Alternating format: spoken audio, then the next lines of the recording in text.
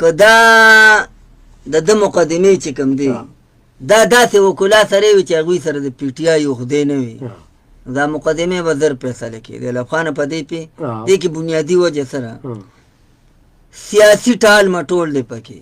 دوی نه غواړي چې کیس فیصله شي یو خو دوی د معاوضې مسله وي بندېږي بل دوی مطلب دا دی چې لکه په دوی د ورکر د طرف هم دا تنقید کېږي چې دوی هم نه غواړي چې عمران خان دې رها شي ځکه دوی تاریخ ولې بدلوي لکه د رور وخت دغه رور چې کال وکړو چې پرد جرم یو دا خلک په دې نه دي پوه چې پرد جرم عاید شي دې دا مطلب نه دی چې بس په مخه ورته سزا پرد جرم دا شروع شو لکه په پیس حمید باندې پرد جرم عاید شوی دی لا پرد جرم چې عاید شي نو بیا ګواهان دو طرفه ګواهانی که ملزم سره ګواه وي نو د هغه بیان هم ریکارډ کېږي که کومې ادارې کیس دغه کړي هغه څه خو زري چې کله پرد جرم عاید شي نو دا بیا ډېر زر دوه درېو تاریخو کې کېږي که نه او بیا پې د اخري پې د دواړو فریقانو د وکلاو باسي د باس نه بعد حکمي خو ده چې کوم اړخ ته اشاره کوو نو هلته پرد جرم نه دی هلته حکم دی ته د 190 میلیون پونډ ته اشاره وه چې یاره حکم محفوظه شوي دي لارې په بله میاشت نه هغه لکه اوس ګوره دلته عام چې کله زما او ستا مطلب دا تاریخونه وکړو هغه ایم ایس سره وکړه جان حبیب سره وکړه بل سره نو چې جج بنو نو چا سره د اختیار و چې زمون کیسې فیصله کړې وي چې جج به کله په چوټي و ستا به تاریخ بدلیږي الریډي خو زه دغلته مطلب دا په دغه سټاپ تنقید په دې کوم چې دا جج په چوټي و نو په کار چې د ده د چوټۍ نه بعد تاریخ ورکړی لکه اوس پرون چې 13 تاریخ شو نوم دی لکه 13 پورې په چوټۍ دی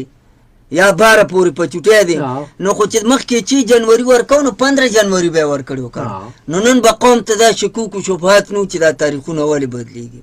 حالان کې زه راته وایم چې په دغه 190 میلیون پونډ کې بچو نشته سزا 10 سال ده 14 سال ده کمه ده زیاته ده سزا به ورولې کېږي شیر افضل مروت هم په دې ویلو چې تا اورېدلو نو